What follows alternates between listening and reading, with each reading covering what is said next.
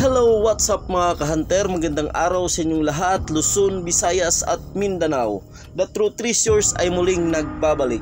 Sa episode natin ngayon mga ka-hunter, ito ay ang episode 2 na kung saan ay ating binalikan yung lumang sementeryo na kung saan ay tayo ay tinawagan ng isang ka-hunter natin upang tingnan yung kanilang natagpuan na simento. At ngayon nga ay binalikan natin upang kaklaruhin kung gaano nga ba ito katotoo. Kaya ito mga ka-hunter ay talagang nagkandak kami ng operation dito at tiningnan namin. Kaya ito makikita ninyo mga ka-hunter, pinalinisan ko sa kasamahan ko.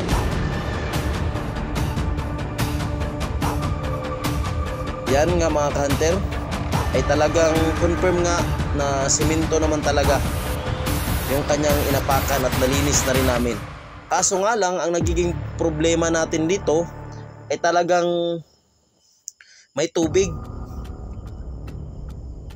at saka hindi tayo nung palalim ng palalim kasi kami mga ka-hunter ay medyo lumalakas din yung tubig. Ang tubig nga pala dito mga ka-hunter ay tubig dagat ito mga ka-hunter, kasi mga around 50 to 100 meters ito ay tabing dagat na.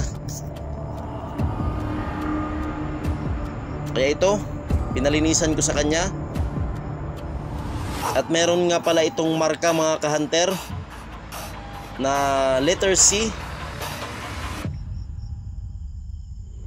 Yun, sa sobrang lakas ng tubig ay pinalinisan ko na sa ating ka-hunter. Yan, panoorin nyo lang mga ka-hunter kasi talagang babasagin namin yan. At talagang pinalungan ko pa ng konti. Actually mga ka-hunter, itong site na ito ay talagang may nakukuha na dito noon. May mga history na may nakakakuha na. Actually meron nga hanggang ngayon nga meron pa rin silang hinahanap na isang lumang libing na hindi pa nila makikita-kita. So malay natin na ito na yung hinahanap. Ayun mga ka-hunter, oh, kitang-kita na yung marka niya. Kaya sana mga ka-hunter, ito na nga yung pinaghahanap na matagal na.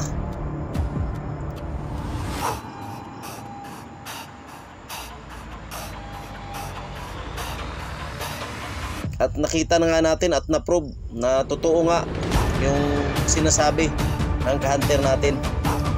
Kaya ito, inumpisahan na naming basagin mga ka-hunter upang magkakaalaman na. Pero sa ano ko naman, sa reading ko naman dito ay ito ay isang treasure on the spot. Ngunit yun nga lang ay medyo makapal itong simento na ito. Kaya at kung nakarating kayo sa part ng video na to, paki-subscribe at paki-like and share naman mga ka-hunter para updated kayo sa mga susunod na uploads namin tungkol sa operasyon na ito. Maraming salamat mga ka-hunter. God bless.